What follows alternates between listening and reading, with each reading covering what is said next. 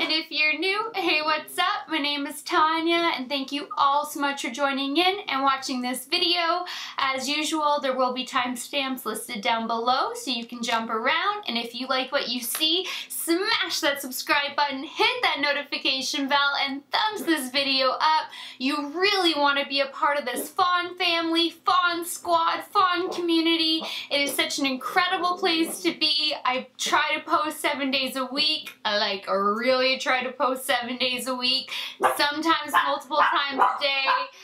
You get my boys in the background, and it's just a really fun community to be a part of, and you just have to hit that little subscribe button. But YouTube is playing all of us, and they keep unsubscribing people, and I don't know what YouTube is doing to all of the beauty YouTubers, influencers, and you guys have probably heard it so many times, but try to turn your notification bell on, because at least that way, if you get unsubscribed, it might be a loophole with having the notification bell on, and just be conscious of it if all of a sudden you don't see videos. You guys know I'm a consistent uploader, so just be mindful that YouTube is doing something stupid right now and really trying to push other types of videos.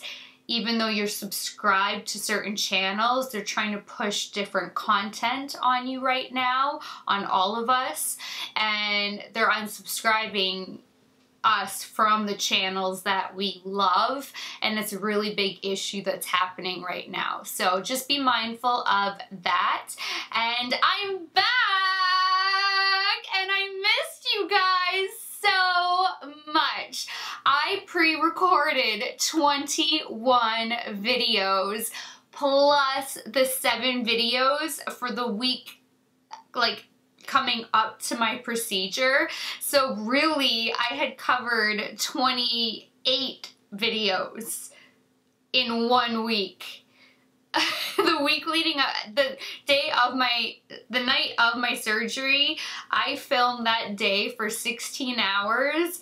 I did not go to sleep. My surgery check-in time was 6:30 a.m. I finished filming at something like 3 in the morning, washed my face, and I had to get up at 4:30, and I couldn't even fall asleep for that hour and a half. So I never even went to sleep. I filmed so much to try to make sure that I could get as much content, and I was so happy that I actually had enough to cover me through 21 extra videos on top of the 7 for that week. I can't believe that happened. And now it was like the worst timing, because I leave this Friday for 9 days, so I have no more content. So now this week I have 4 days, including today, which is Monday, to hustle with videos for this week, plus the time that I'm going to be gone, which I will be vlogging because I want to include you guys on the vacation. I'm going to be going to Jade Mountain in St. Lucia, and I really want to show you guys the beauty of that resort, because oh my god, it is spectacular. So you're still going to have bits and pieces of me, live coming from St. Lucia. It's just that the internet connection there is really, really bad. I've been there a couple of times with my parents. They've invited Kurt and I to come with them again, and the last couple of vacations that they've invited us on have fallen apart because of my health, my mom's health, or my dog's health, and I've had to cancel the vacations. So I actually haven't gone on a vacation with them in about 4 years, and they usually bring me on vacations with them like 3 or 4 times a year, because they really love to travel, and they love to bring my sister and I and then Kurt along for the ride, and it just hasn't worked out. So I'm so excited to spend time with my family, because I haven't had that just chill time. But I am gonna do my hardest to bang out as many videos this week as possible. You just may not have a full 9 days worth of videos when I'm in St. Lucia, because I had such a short amount of time from now until I leave again, because my lips were so swollen and a little bit sore and tender, and I'm gonna get into all that nitty-gritty. So today was the first day that I can finally film again. They're still really swollen. It hasn't even been 3 weeks yet since the procedure, and it takes 6 weeks for them to fully form with your face, relax with your mouth, and just look completely natural and like deflate. Because right now they're big, and they're not going to be this big because I chose one size up. Well, with my doctor, because I'll get to that in a second. So, but I am going to do my hardest. I don't want to leave you guys high and dry. I know I have never like said I am a 7-day-a-week YouTuber, but I really try to, because I know you guys appreciate it, and so I really do try to do it. So I'm going to do my best, but I do have errands to run, vet appointments, packing, and then filming, exercising, everything. So yes, getting life back together is going to be chaotic this week.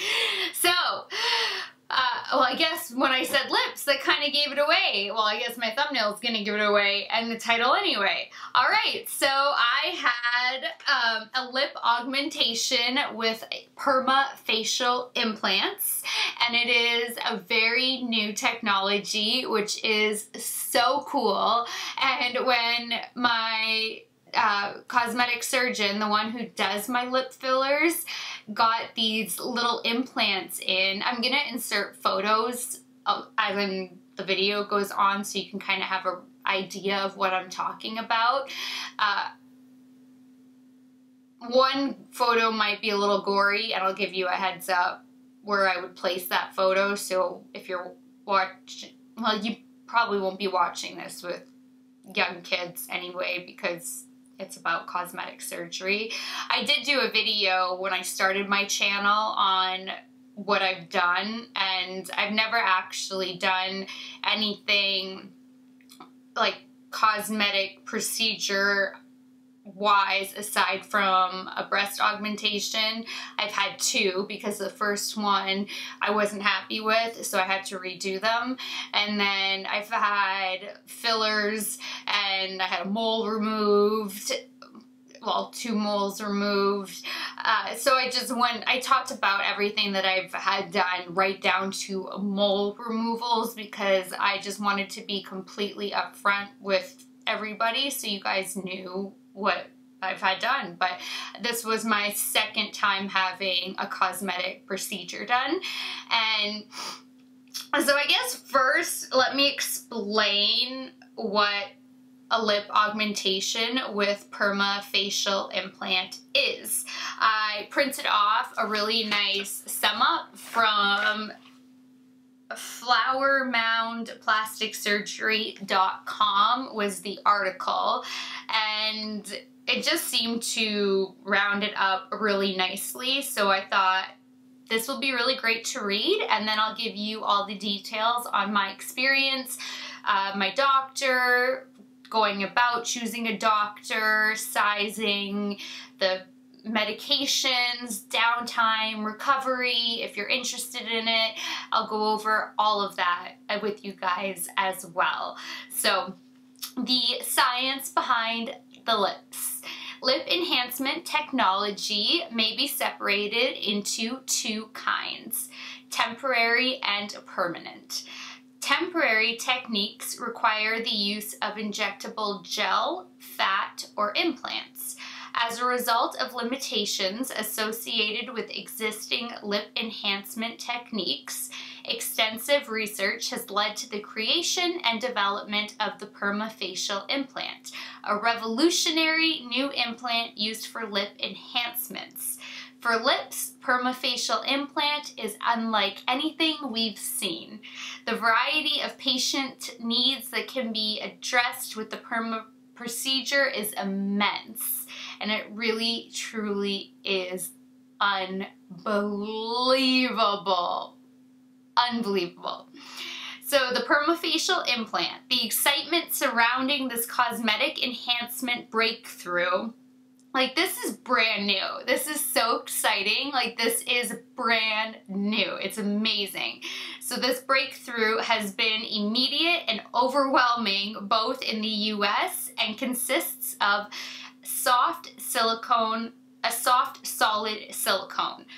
So when you, right now, if you touch me right here, and like right here, just in the center, you can still feel the little silicone insert, but it's softened up so much, and it was like pretty stiff. It wasn't hard, but it was really stiff initially, and my lips were completely numb for the first week and a half, and then working its way from the outer corners in, the numbing started to go away, and now I still have a little bit of numbing right in the center, but it's next to nothing, and my doctor said that that will completely dissipate over the 6-week period, and I totally believe her, because I went from totally having numbing sensation, no feeling in my lips, to now just being in the center, and I went from like Daffy Duck to at least it's starting to look normal.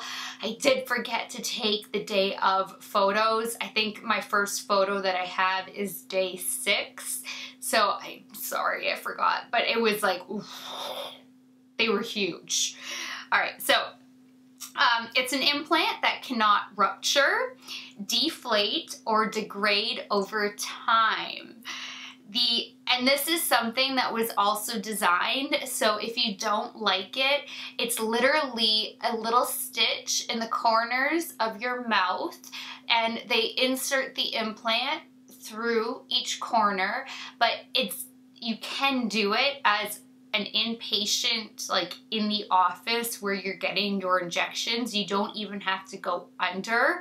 The doctor still recommends a light sedation where you're in a twilight zone, but it's done so if they're too big or too small, they just numb you, make that little incision inside your mouth, and then all they do is pull it out. And then you can put in a new size, a smaller size, bigger size, or not even have it, and just take it out and go back to lip fillers, which is so unbelievably innovative. Like, that gave me so much relief knowing, like, of course you're gonna lose your money because you're paying for the surgery, and if you decide you don't like it after the fact, you're not getting your money back. But if you're not happy with it and it's on your face, all you have to do is go back to the doctor. They'll numb you up. You don't have to go under the knife. They'll just numb you and pull the silicone out from your lips. It's that easy. It's insane. So oh my gosh, where was I? The implants correspond to the dimensions of the lip, and they do. The doctor measures you from corner to corner and corner to corner, so it's your exact lip size, and it's ordered for your mouth. So it is an implant, not an injection of silicone. That is very important, and I'm gonna put the picture in again, showing you guys it is literally an implant. They're not injecting you with silicone. Like back in the day, they did silicone injections. When they do lip fillers, it's not silicone. They have varieties of methods that dissolve. There's like Restylane, and there's a few different types that you can choose from for your lips, and they dissolve over months and months and months until they're gone. And decades ago, or even now, you can get like non-surgeons and pay next to nothing to insert silicone in your face, in your lips, anywhere, and it's really scary, and you need to be going to an actual licensed cosmetic physician. You don't want to be going to Tijuana, Mexico, or some backdoor doctor or some nurse or whatever. You need to make sure they are accredited and they know what they're doing and they have experience doing this. So that was the good thing. It's not silicone, because when my doctor presented me with this option, my first thought was Lisa Rinna. And I'm like, I do not want Lisa Rinna lips. Like, hell no, I'm gonna stick with injections. And she's like, no, it's nothing like Lisa Rinna. And I really adore Lisa Rinna. There's nothing against her. And her lips are like her signature. It's not my thing, that's all. Everybody has their thing, right? Everybody likes certain looks. That look's not for me. So the implant is available in a variety of each person's lip characteristics, tapering at both ends to conform naturally to the normal lip. So it's a little bit thicker right at the centers, which is why I can still feel it. That takes the longest to soften up and become one with the mouth. So it gets thicker and it slowly gets thinner and thinner and thinner as you get to the corners of your mouth. And I can't feel it at all anymore except for the centers. And that is still going to get softer over the next 3 weeks. Where was I? Although it's permanent, the Perma facial implant is also designed to be easily removable should a person wish to achieve a larger or smaller enhancement of even return to their, there's a typo, to their original lip appearance. Among the most remarkable aspects of these lips are their natural appearance and ease with which they can be replaced for another size or removed altogether.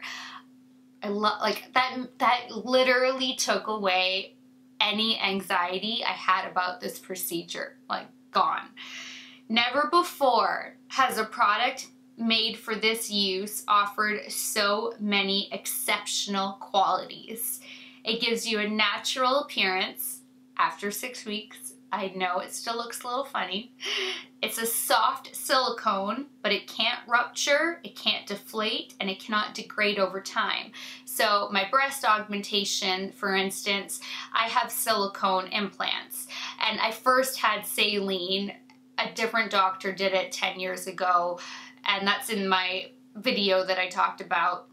And he talked me into saline when I wanted silicone. I didn't want like the big perky boobs that sit up here, like the stripper boobs, and I wanted the ones that felt more natural, not wishy-washy boobs that crinkled at the sides and rippled and all of that crap. Like, and he just talked me into it, and sorry, that was 12 years ago for that one. I was only 20 and I just trusted his judgment, and I did it, and I hated them. They looked like stripper boobs. They sat up high. You could hear the water whooshing. Every time I bent over, everything rippled. It was horrible. So I went back to him and I said, I'm not happy. I wanted silicone and I do not like these saline.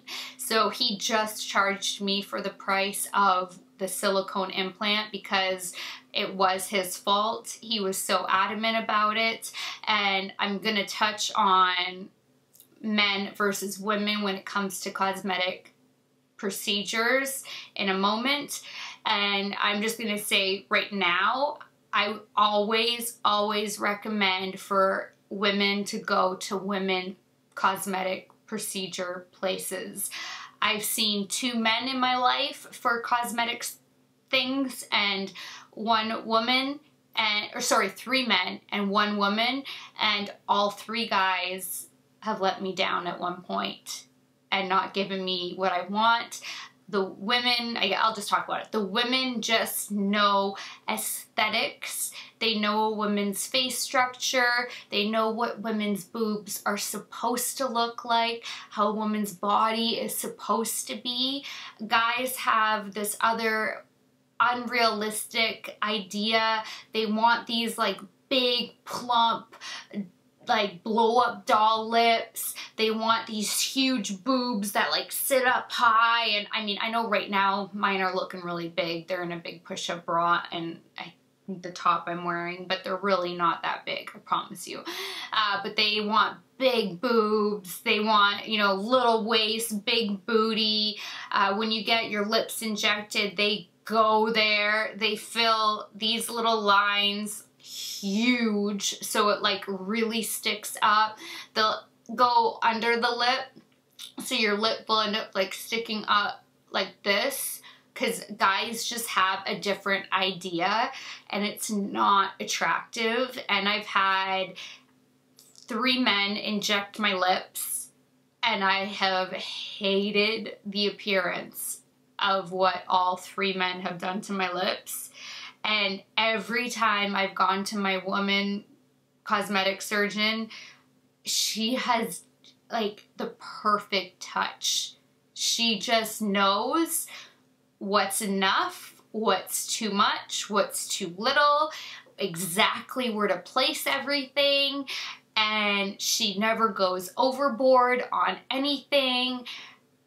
She just knows anatomy, and women, from my experience, just know anatomy, where guys are just guys at the end of the day. Even though they are doctors, they're still guys, and they don't have, they're trying to turn us into something that makes us not so human and womanly and sexy and more fake. So just, if you guys are going to ever get your lips filled or considering a procedure, I urge you to consult with, you know, numerous doctors and to do your research. And if you are set on something, don't let the doctor talk you out of it unless they can give you a reason why. I was young at 20, you know, I'm 32 now, so a lot has changed. I ask more questions. I'm very adamant. You have to be. You cannot be shy if you're gonna do something that's altering your body. You need to ask the questions. You need to be like at it with your doctor, you know, not being an asshole, but you need to be on your doctor. You just do, because it's your body and they might have a different vision for you. And guys especially, I mean, I've dealt with 3 because I've had a couple in Canada and 1 here in Ohio. And the one in Ohio, oh my God, disaster. I still have a spot on my lip.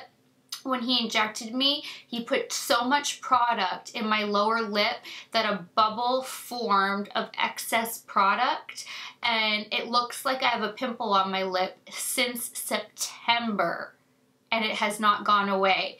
And my actual doctor here that does my lip fillers said it will eventually dissolve, and she could do something to make everything dissolve in my lips, and then I'd have to give it a big break. Like, it was a huge process, so I just said, you know, whatever, I'll live with that pimple looking thing on my lip.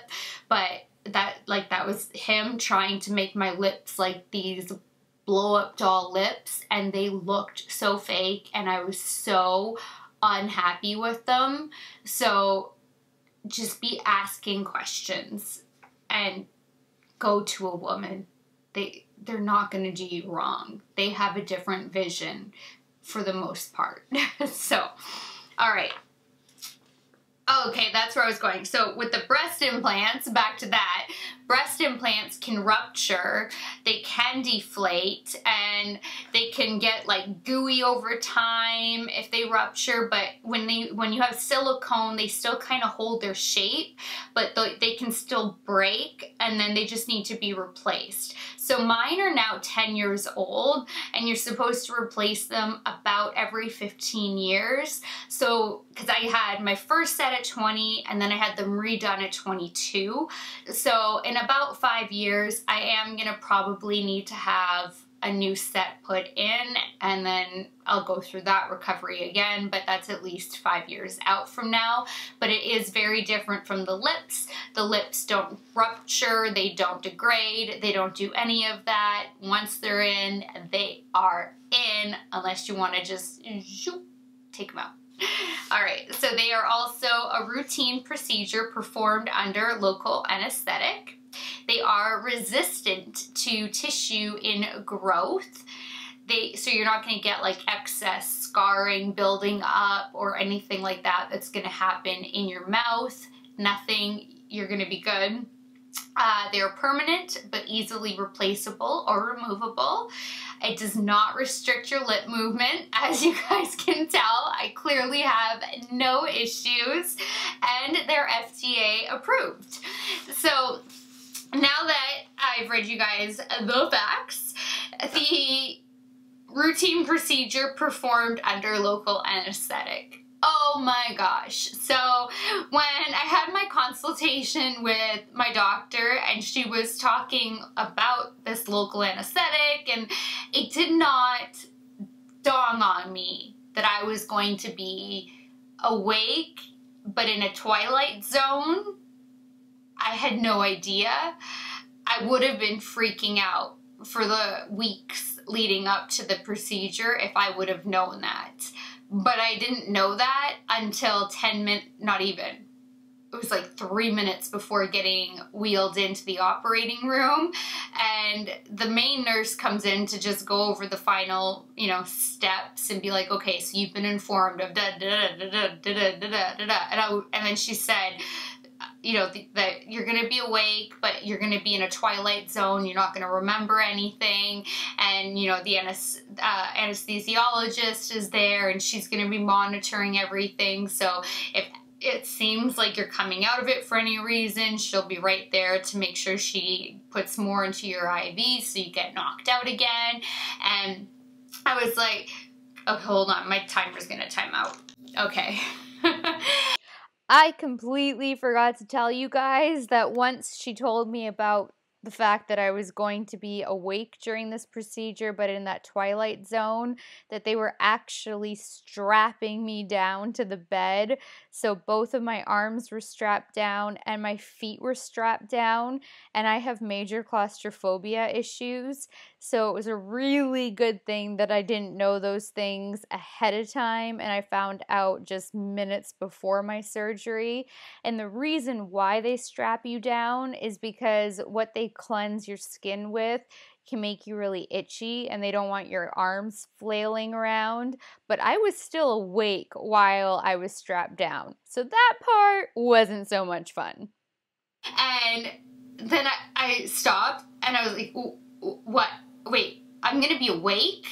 And then I looked at Kurt and he's like, yeah, this is the first time I'm hearing of it, because Kurt came to every appointment with me. He comes to every lip filler appointment with me to hold my hand, because lip fillers hurt.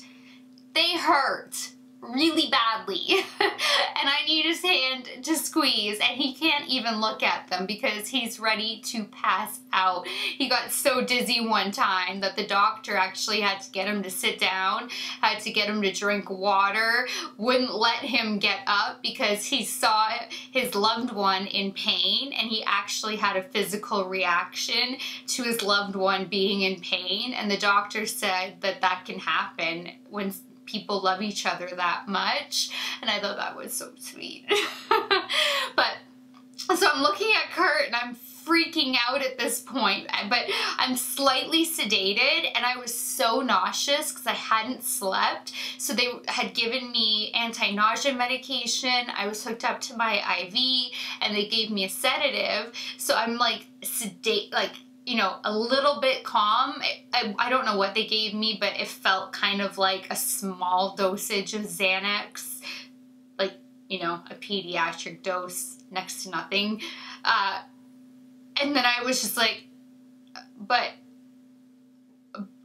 I'm gonna be awake? Like, what if I like fully wake up? So the nurse couldn't even handle it. She leaves the room. She goes to get the anesthesiologist and my doctor, and then they come in the room to fully explain what it's going to be like. And I was like, okay. And they're like, yeah, you know, you might hear some of us talking. There might be bits and pieces that you're gonna remember from the surgery. I don't remember anything. I would just remember them all of a sudden injecting me and me starting to be like, you know, going back into this sleep state-ish. And not fully sleeping, but being out of it and not really remembering anything after that. Yeah, I remember them starting to wash my face and clean up, and then, you know, I was getting hooked up with all of the monitors and everything, and then everything got fuzzy from there. But it's a 30-minute procedure. It's very fast, and the reason why they do this twilight zone type of anesthesia is because they don't have to put the tube down your throat, so it's a very easy recovery, because that hurts. When I had my miscarriage and I had that cyst on my ovary and I had the double procedure, I was under for a couple of hours and I had the tube down my throat, and my throat was in so much pain for a couple of days after that surgery. So I ended up really appreciating the fact that my doctor and my anesthesiologist do this more local anesthetic than putting me completely under. I'm just happy that I didn't know about it ahead of time, with the exception of 3 minutes, because I would have been terrified. But it ended up being a really, really great thing. Waking up, I just woke up like nothing. I was like, okay, can I go home? And they're like, no, you gotta stay a little bit longer. We need you to eat some ice chips and we gotta monitor you. And then they came back in the room. They're like, wow, you're like really ready to go. I'm like, yeah, I'm awake. I'm good. I'm hungry. I'm thirsty. I want to eat. I want food. And they're like, you weren't kidding when you said that you jumped up after your breast augmentation. Like, no, I wasn't. When I woke up from my breast augmentation, I was fighting the nurses playfully that I wanted to leave. Like, there was no reason for me to lay there. I was ready to leave. And I don't want to be wheeled out in a wheelchair. I can walk. I'm awake. Everything's worn off. Like, I'm good. And so I got discharged and we drove home, and because I had the procedure done an hour away from where I live. They have much more bougie places an hour away than Lansing, and so I don't trust the local places around here. It's kind of like, you know, when you can go to Beverly Hills, why would you go to, I'm trying to think of the Valley, I guess. I don't know, I'm trying to think. I don't really know California. I just something like that, really. So, you know, Kurt and I drove our butts to the Beverly Hills of Michigan so I could go, because she's my doctor anyway. And I'm not ever putting my body in the hands of somebody who is, you know, charging less, but went to not such a great school and everything else. Like, when you're talking your body, you're talking your face, I want to make sure you went to an elite school, that you have decades behind you in experience, that you're keeping up on going to your conferences and you're teaching, and you're up with the latest technology.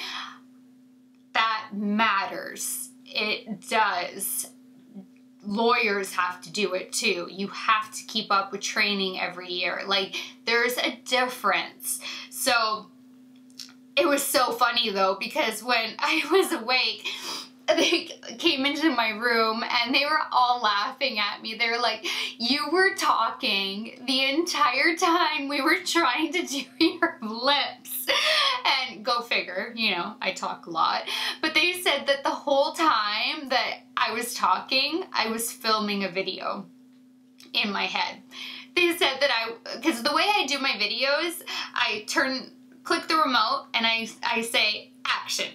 And then I start talking. So when I go to edit it, action is my cue to cut the video. And then I know I'm about to start my footage. And then I say cut when I, you know, then go off to my right eye off of camera. And then when I come back on and say, all right, now I'm gonna use this brush and use this transition shade, and then we work it. And then I'm done with that eye. I put my palette down and I tell myself cut, and that's my cue again when I'm editing to then go on to the right eye. Then I say action when it's time again. So that's my cue. That's how I do my editing. So they said that I was doing this during my procedure. I started off by saying action, and I went, hey guys, welcome back to my channel, and if you're new, hey, what's up? My name is Tanya. And then I got into talking about my brushes, and we're gonna start with this shade, and we're gonna build a crease and slightly above. All right, now scaling down to my Motor Pro crease, we're gonna do this shade, and we're still gonna keep this in the crease and slightly above. And they said I was giving a full-on eye tutorial during my procedure. I literally can't shut off YouTube. Even when I'm having a cosmetic procedure, YouTube, it's my baby. So that was so funny. So that happened. And the whole thing, it's an hour drive, but we gave ourselves an hour and a half to get there, obviously, because I didn't want to be late for my procedure. And so the whole thing, hour and a half drive there, check-in time, vitals, everything, the procedure. I woke up immediately. When I told them that I didn't sleep, they're like, oh my God, you're going to be impossible to wake up. I'm like, no, I legitimately am an insomniac. I suffer from migraines, insomnia, arthritis, PTSD, anxiety attacks, like I have it all. So they're like, yeah, but you didn't sleep and you're getting knocked out. You're going to be here for hours with us having to monitor you. And I was like, I'm telling you, you're not going to have to. And they didn't believe me. And I woke up immediately. And so I was right. And so I got discharged right away, and the whole thing, I was back home in 3 hours. Boom. So I called my mom on the drive home to let her know that everything went well, and that, you know, I look like Daffy Duck, my lips were really huge at the moment, and I was fine, and everything was just really smooth. So now I'm going to talk about my experience. So the reason why I chose this, I'll start with that, I guess, is because, one, I've been doing lip fillers since I was 18. I was not blessed with full lips or boobs. I literally had an A cup and a B cup for boobs. They were so disformed, and then so I got that taken care of when I was 20. But you know, fillers aren't such a big deal if you're just filling your lips at 18. It's really no big deal. So I started lip fillers at a young age, but as an adult. And at that point, I used to get a full year out of my lip fillers. And the average person gets between 9 to 12 months out of their lip fillers. It just depends on your body's chemistry, metabolism, the medications you take, that kind of thing, whether or not the product is going to break down sooner. And for 4 years, I managed to get away with my lip fillers lasting an entire year. And then it was like full lips, and then all of a sudden gone, and it was time to get my lips filled.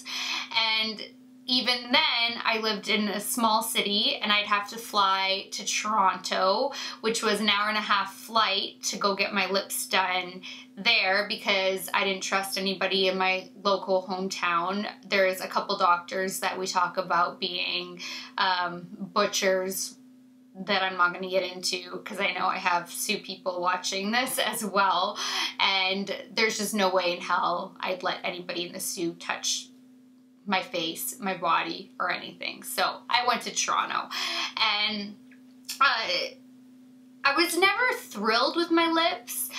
I was happier with the lip fillers that I was getting from that doctor than not having them. but I still wasn't happy with the shape, how they were looking, or anything like that. Like, there was always something off about my lips. And I tried 2 other doctors as well, and then I found this doctor when I moved here, which she has been just a saving grace.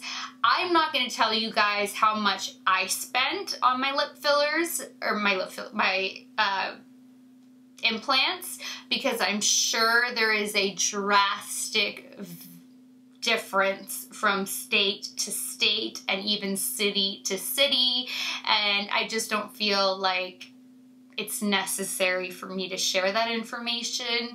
You guys can go look it up. You can call around. I feel like it would obviously be way more expensive in Beverly Hills and Hollywood and New York, Miami, you know, big cities. I think it would be even more expensive. Smaller cities, it would probably be less expensive. I feel like where I am located, well, where she's located, her prices are probably somewhere in the middle realm, but I don't think it's necessary for me to disclose an amount spent, so I'm not going to. But it is expensive, but what's amazing is that the procedure literally, not figuratively, literally pays for itself in 1 year for lip fillers, because I have to get my lips done every 3 months because of my Enbrel, my methotrexate, my Arthrotec, my Doxepin, my Topamax, my fluvoxamine. I'm on so many medications for all of my ailments. It breaks down my lip products so quickly that I don't even last 3 months. I booked my appointments every 3 months, but I didn't get past 2.5 months. They were gone, done. 2.5 months, I noticed the lip fillers were always gone, and it drove me crazy when I was taking pictures for thumbnails. And then you guys wouldn't notice it on a thumbnail, but a lot of pictures I actually wouldn't post on Instagram because I'm like, there's such a discrepancy. You know, one picture to the next, I have like a pout and full lips, and then there's another one and it's not, and it was just so different. So many pictures that were on thumbnails never went on Instagram because of that. So I couldn't believe that for so many years I couldn't get my 9 to 12 months out of my lip fillers. I'm wearing a dress, by the way, guys. I know you just saw my leg. So when this has become such an expensive, hi Luby, expense in my life now, because getting your lips filled 4 times a year is astronomical. It is so much money that in this line of work and this business, you kind of need full lips. Like, it just kind of goes with the territory. I mean, I know you don't need it, but you kind of need it. So keeping up with fillers to me was a necessity. It was like, well, I did fillers all my life just for me, but now I'm in an industry where everybody has them. So now is the point where I should be getting them. If there was ever a should be getting them, it's now. It wasn't the last 14 years of my life. So because of that, I decided to go with the lip augmentation, because now I never need lip fillers for the rest of my life. No more pain, literally no more pain, no more fillers. I am so excited. So that is what was the decision for me, is that this is now there, it's there to stay, and I'm done getting lip fillers, and this procedure will pay for itself because it equates to 3 of my lip filler treatments. So it's not even a year worth that this procedure will already be paid for.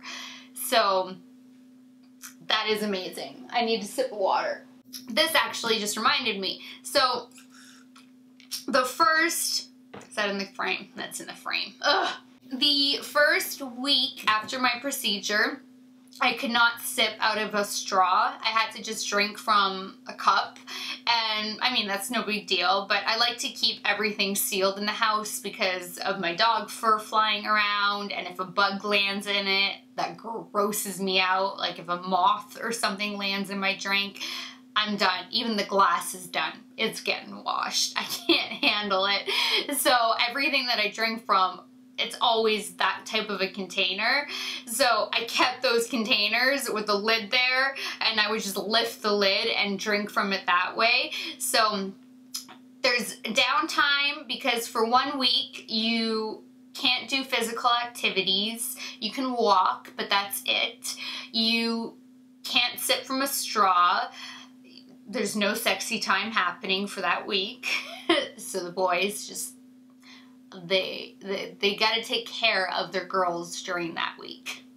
Then there was, for the first 2 days, every hour you would ice the lips for 15 minutes, which felt so wonderful. Every time I could put they gave really nice size ice packs that were like this big and round, so it went over this whole area, and I just held it and like formed it over my mouth, and it was so soothing and amazing. So I did that, and I followed the instructions to a T. So I did that for the first 2 days, and then the third day I iced it, I think 2 times, and then by the 4th day I stopped icing it altogether. And they said don't lift anything over, I cannot remember, I think it was 10 pounds. It could have been 5, but I think it was 10, because I remember thinking, oh good, I can still lift at least my 2 little guys, because they're the ones that are like, mommy, pick me up. So you couldn't lift over 10 pounds for the first week. And what I noticed was bending over, it felt like there was this huge blood rush coming to the lips. And it was very uncomfortable. There was like a discomfort. I wouldn't quite call it painful, but it was not pleasant. So every time I'd bend over, I would try to just keep my head up and kind of like plie or squat down to pick the dog up and then reach up, because I was fine that way. But for some reason, head down, the blood just came, and then my lips would start pounding, and then they would pound for a while, and then I would feel nauseous from my lips pounding. So I just learned that very quickly. After 1 shot, I was like, F that. I'm gonna keep my head up. I'll learn how to work around that. So then I had stitches in the corners of my mouth, but on like the corners, but inside corners, and they were supposed to be dissolvable stitches. So that was the only complication. It really isn't a complication, but I saw her for my post-op a week later, and she said everything's looking great. It's healing really well. I didn't have any bruising at all. It was insane. You do have to stop a crap ton of medications, supplements, right down to garlic and like some kind of Chinese mushroom. There's a big printout that she gave me, so I stopped taking everything. I made sure my food didn't have garlic in it. I had to stop taking my arthritis medications. I was in such a bad way leading up to my procedure because I had to stop everything cold turkey 2 weeks out without weaning yourself off. So I had all of a sudden stopped my migraine medication, stopped all of my arthritis medication, stopped my anxiety medication, stopped my sleep medication. I was in so much pain. I had essentially a 10-day migraine. It was so bad. And she told me, oh, my nose, I even took my allergy meds and they've been helping. Not my eye so much, but it's even been helping my eye. But she told me if my arthritis and my migraines and everything got too bad, I could start my medications back up again. It's just that there would be more bleeding. I would have a lot of bruising. I'd have even more swelling, and my recovery time would take even longer than that. And it was already a 6-week recovery time, and I already knew I wanted to get back to filming as soon as possible. And you know, I'm going to St. Lucia, and I was just like, no, I need to recover as quickly as possible. And so I stuck it out and went through the motions and just suffered really through it to get to this point. And it was worth it. I mean, it sucked, but it was worth it because this is now permanent, and considering the costs that it's going to save, the pain it's going to save, there's just so many benefits now that it is all worth it. And I have bounced back. I'm on all my medications. It did take a solid 10 days, 12 days for me to get back on track. And then my first run, I actually had to leave it at 2 miles because I felt, first of all, I'm an odd runner. When I run, my face is legitimately tomato red. I've always been like that. Anytime I do cardio, the blood rush to my face, which is really good for your face, so I don't mind, but the blood rush, like the rest of me is white as a ghost, but this is as if I slept out in the sun for 6 hours and I have a burn that's about to start blistering. That's how red I get. So the blood was pumping so much that my lips were just throbbing. And I asked my doctor, my post-op was on a Monday, and I said, okay, so can I start running tomorrow? And she's like, oh yeah, you can get back into all your activities. You can start running again. You can start doing everything, you know, you're good. And I was like, okay. And I listened to my body though, because it was too uncomfortable. So I stopped my run.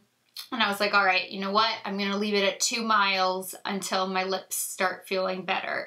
And then I increased it to 3 miles, and then I increased it to 4 miles because I'm a 6-mile runner. I love 6-mile runs. Like, I just feel so accomplished doing 6-mile runs. So I haven't made it back up to 6 miles yet. I'm at 4.5 miles right now because I took so much time off, and because of my arthritis and my knees, the tendons, the little ligaments, everything, I'm really smart about it when I start working out and building back up again. My timer's gonna cut off, hold on. So I'm not in it for, you know, I do it because I love it and I enjoy running. Like, I love to run. So I'm not in there trying to go train for the Olympics.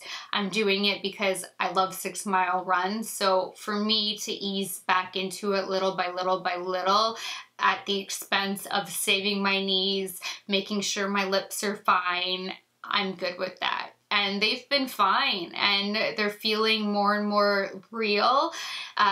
It feels amazing kissing Kurt. Like, it just, and he notices a huge difference too. He says it feels so different, but so wonderful. I wish you guys could all feel what my lips feel like. Like, it's just, it's so cool and different. And Hey guys! So I'm sitting here editing and I realized that I was so caught up in the flow of my conversation and chit chat with you that I did not stop and pause and think, maybe I should give a warning that the next few minutes are going to be a little bit more of an adult-only conversation. Yeah, just a little. She's sitting here editing and I can hear it. And I said, did you put a warning in here?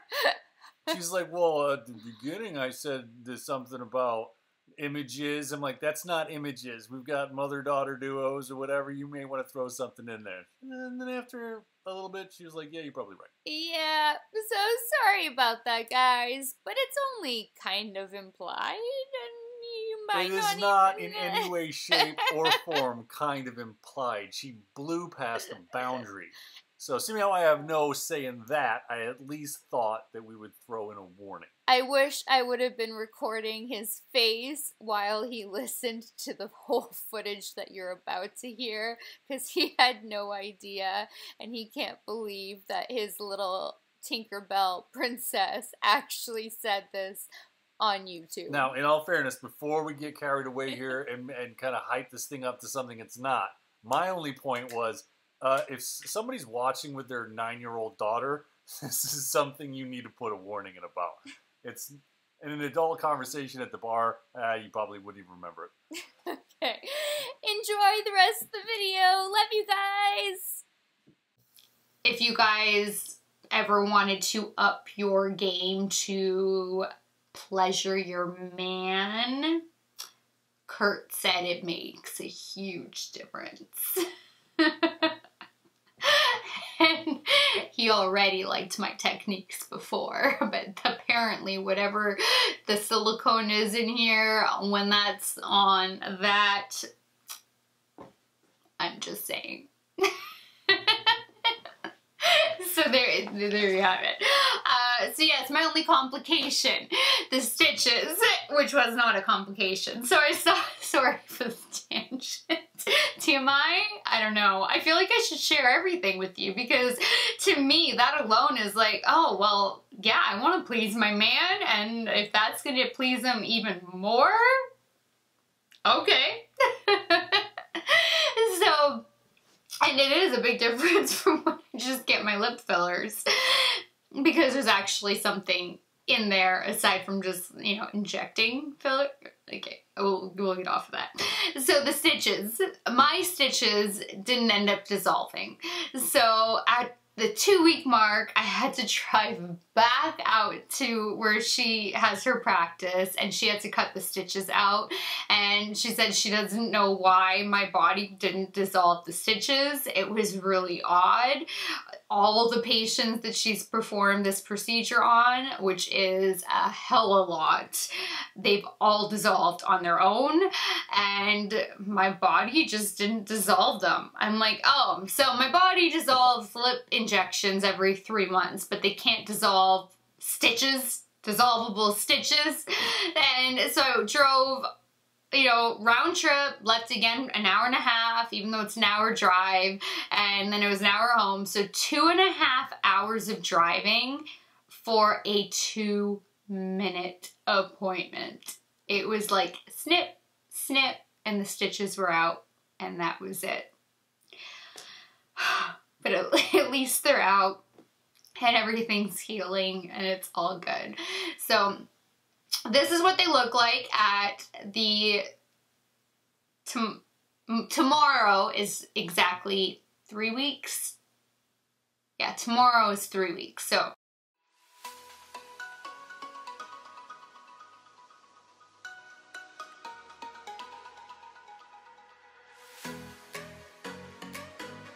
But if I like pout right now, my pout is way too big.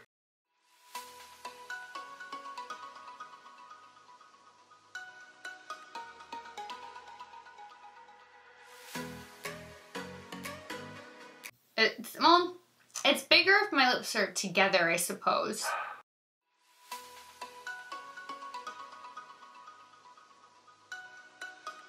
Yeah, I think the pout's bigger if the lips stay closed. If there's a little gap, they don't look as big. But, I mean, look at the profile and everything. It just, it's so natural already. And it's only been 3 weeks. Like, I can't believe that I have these implants in my lips. And that they're there. Kurt might be coming home right now, and that they're there now forever, and I don't have to worry about injections. So, medications. Boys! So, my doctor prescribed me an antibiotic and a herpes medication to start taking 2 days before the procedure. She is like extra. She's on top of the game. She does not mess around. Like, she is top notch. She could be in Beverly Hills operating on celebrities. Like, she's incredible. If anybody is in like the Michigan area, surrounding area, and you're contemplating anything, feel free to message me and I'll give you her name, because this woman is a godsend. She's so good. She's so good. And so I was like, why am I getting Valtrex? Because I don't have herpes. I've never had a cold sore in my life. And I mean, I know that herpes can be dormant and you can never have an outbreak. Like, that can happen too. I guess giving you herpes medication can help prevent, because she's working with the mouth. So she prescribed the antibiotic to make sure there would be no infection, and I never got an infection. Valtrex to make sure I would not get herpes, and I didn't get herpes. And then she gave me Norco for my pain medication, which did nothing. Nothing. Literally nothing. I had to use my own pain medication because that one was like, did I take a Tic Tac? But my body is so immune to so many medications because of how much I take on a daily basis from all of my other ailments. Then there was an anti-nausea medication and a pack, which I'm not sure what the pack was, and I meant to keep it to tell you guys, and I threw it out. So I don't know what the pack was, but the pack was a countdown over 5 days where you took it. It told you exactly, like, this day, day 1, day 2, day 3, day 4, day 5, and then there were the most pills you took day 1, and it was like before breakfast, after breakfast, before lunch, before dinner, after dinner, before bed. Like, it was very, very clear and spelled out. I mean, you could not get confused. And then it's a day 2, and then it told you how to take it before meals, after meals, but bedtime. But I don't know what that pack was for, and I don't have the paperwork anymore. So there were 5 prescriptions that were also involved with this procedure, on top of having to stop other current medications. But then you started up 2 of the 5 prescribed medications 2 days before the procedure. And then, because you're not actually going all the way under, and it's a local anesthetic and it's a 30-minute procedure, it is so nonchalant, no big deal, that you don't even need blood work done for this procedure. They just, excuse me, need you to pee in the cup when you show up the morning of to make sure that you're not pregnant, and that's it, because they can just run that really quickly while you're getting hooked up to your IV, and that was it. So I didn't even have to go for pre-labs, and there was no hassle aside from the drive, which was my decision because I trust her the most. So I'm trying to think what else I can tell you guys from my experience. Okay, yeah. The first week was definitely the hardest for talking and laughing, because my lips were so stretched out from the implants that, you know, Kurt and I constantly harass each other. Like, I poke him, he pokes me, we are very sarcastic, we joke so much, like, we are constantly correcting each other if we miss, like, anything. If we misspeak, we're on it. If we say the word good when it should be well, or if it's, you know, him and I when it should be him and me, it's like little things like that we're on each other about, bad versus badly, just all that. I mean, he is a licensed attorney and I have my Juris Doctorate. I'm not practicing. So you can imagine two lawyer brains living together and how that blades. You see it on camera and that's how we are 24 hours a day.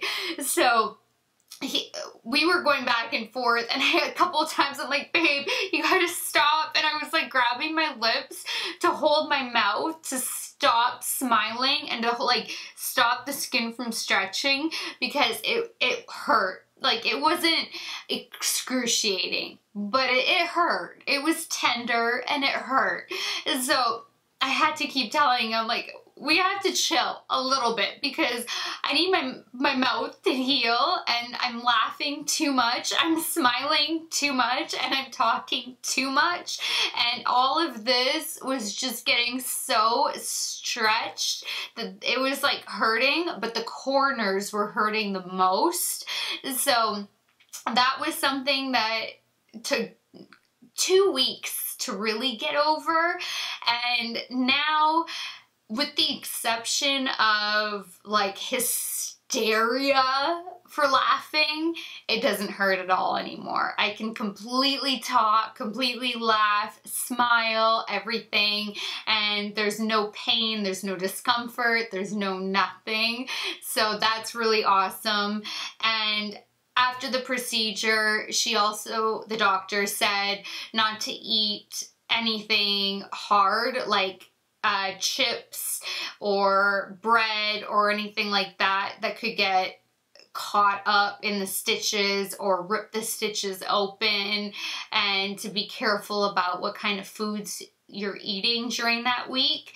And my diet is nothing but carbs. I don't eat vegetables. I'm a vegetarian. I hate vegetables and I won't eat them. I refuse to. I survive on carbs. That's what like gets me to live. So I was like, well, I'm not an idiot. So I just will take my plain chips because I love plain chips. When I have like any nausea or anything, I want plain chips or McDonald's French fries. So I just kept breaking the chips up into like the littlest pieces. So instead of a normal person just taking a chip and shoving it in our mouths like we eat chips, I would just, it was annoying, but I would just break the chip up into little pieces and then just eat the chip that way. And it had no problem. Same with bread. I just kept breaking the bread up in little pieces and eating bread in little pieces. And, you know, it was no issue. So I had no problem eating, no problem drinking, with the exception of not being able to use a straw. And bending over, I just couldn't go head down. And I had to just watch myself with how much I was doing it, with smiling and laughing, and then running. I listened when my lips were getting to pulsating. I would just stop my run and call it a day. So it was never uncomfortable to sleep on. Like, not once. I didn't wake up during the night at all from pain. I fell asleep easily because I was able to go back on my medications. So there was no pain laying on my lips, touching the lips, nothing like that.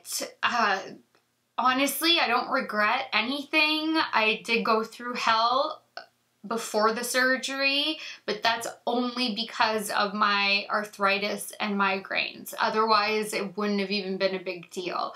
And I would so highly recommend anybody going and inquiring about this procedure if you are somebody who gets your lips filled, or you're somebody who's been wanting to do your lips. And if you're somebody who's been wanting to do your lips, I would start with lip fillers so you can get an idea of how much volume you want in your lips, because that's how I decided with my doctor on the size, because there's like a huge chart that goes from like little implants to big implants, and I went like the second smallest size, because there's still one size smaller than what I have, and we chose my size based on how much we inject into my lips every 3 months, and gauged it that way to try to make it as accurate to what I've been doing over the last 14 years, because I'm really happy with it. I'm not somebody who wants, like, I hate to say it, but like Carly Bible, like her lips are way too big. Nothing like shady towards her. It's just that's the only person I can think of right now off the top of my head. Even Jaclyn Hill's lips have gotten so big. And that's just not the look I want, you know? I'm not out for that cosmetic surgery fakeness. You know, I got boobs because I legitimately had an issue, and I was happy doing fillers, and then when this like revolutionary procedure fell in my lap, I was like, this is my answer to everything. So, okay, let's do it. Like, I don't even have a tattoo. You know, I have these 2 ears, like one piercing in each ear. I don't even have multiple piercings. Like, I'm so not that girl to be like... So that was another thing. So I would really recommend it to people who already are doing lip fillers, because this will pay for itself over time. Even if you're somebody who only does it every 9 to 12 months, then this will pay for itself over 3 years, and you'll never have to do it again for the rest of your life. It'll just be there. And if you're somebody who's wanted to do it, I wouldn't recommend jumping right into an implant, because you have no idea what you like for your face. I would say just go and get injected. Deal with the lip injection pain.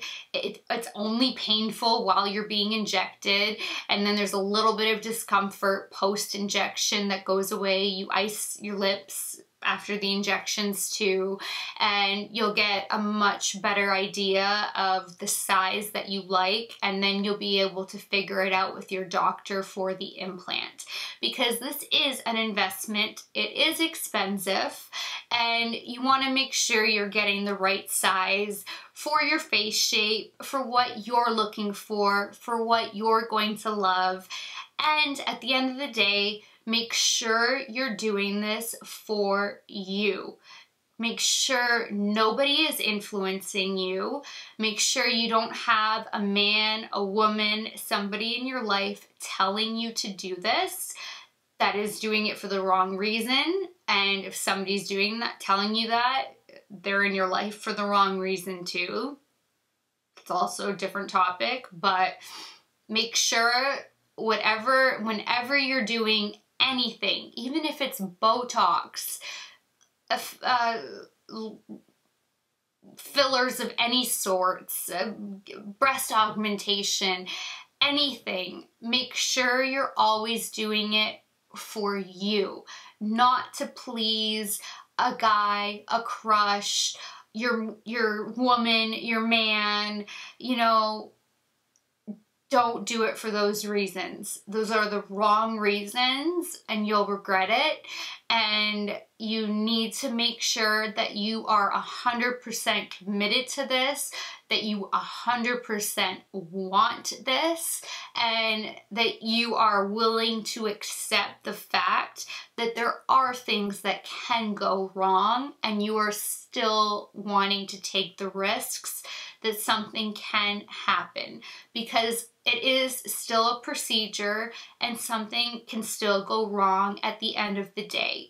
So yes, mine went off without a hitch. It was flawless with the exception of needing my stitches cut out, but everything was completely flawless. I woke up so quickly.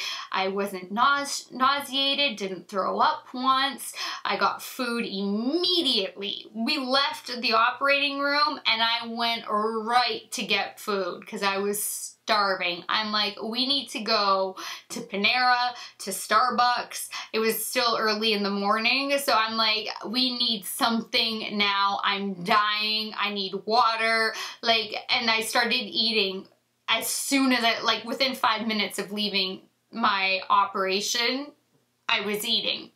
So you just need to be aware that there are risks, as there are with anything that you do, and just make sure that this is something that you want. I can tell you that I am so happy that I did it. I would not change a thing. I would not go up in size. I would not go down in size. I'm very happy with this. I feel like in 3 weeks from now, when they are completely one with my face and my lips and settled, it's going to look so natural and it's just going to be me and what my lips should have been had I been born with lips. So it's a lot to take into consideration whenever you're doing any procedure, and I don't mean to sit here and like preach or nag or anything, but just, you know, take a lot into consideration, do a lot of research, look up as many doctors as you can, go for as many consultations as you can. Most consultations are free, and they should be, because you're meeting for a consult, and a lot of attorney consultations are free as well. So if they're not free, question why they're not.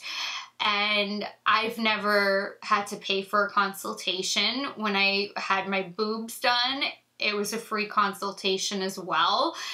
This was a free consultation.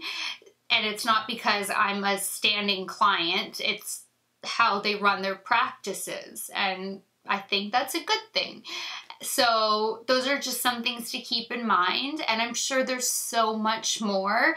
This video, I just really wanted to talk about the procedure that I had, because you guys have been so curious, and it's something that's so innovative and new to the market and incredible. So I really wanted to go in depth with you guys and share all of this with you, because there's so much more to it than just a lip augmentation. You know, it's incredible. It's really, it really is a breakthrough in science for cosmetic procedures, and I'm excited to see what else, you know, the future holds in the cosmetic industry.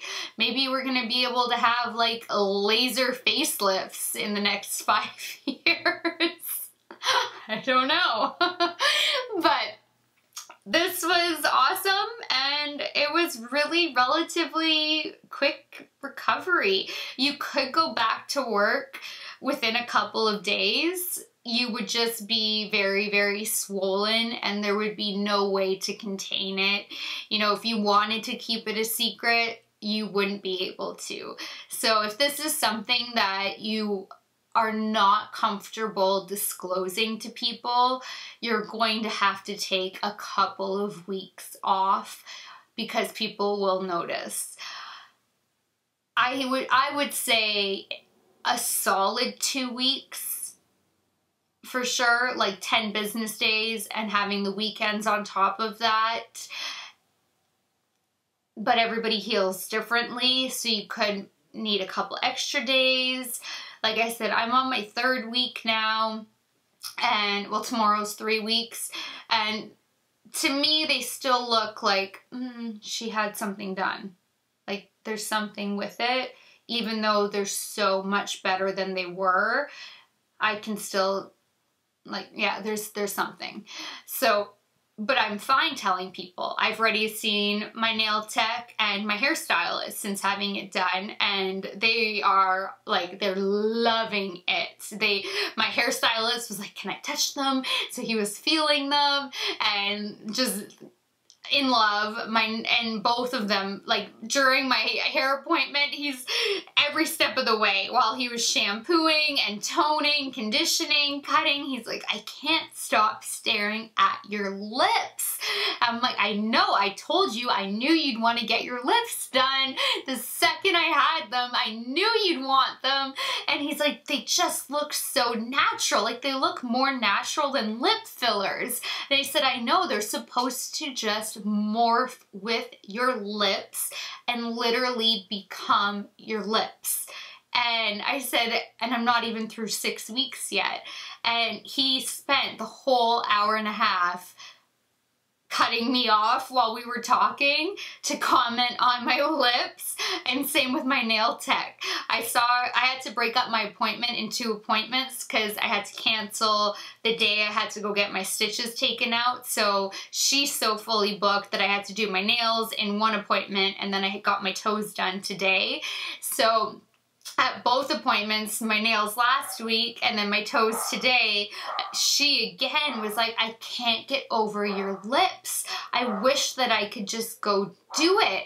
And I'm like, well, start a little, you know, fund a little lip fund, you know, like you did your little boob fund, start a little lip fund. You know, just you got one out of the way, now start working on the next. So it's really cool. It's really cool, and it's just very low risk, but risks are involved, and people who have been seeing me have been loving it, and I can't wait to show my parents on Friday so they can see it in person.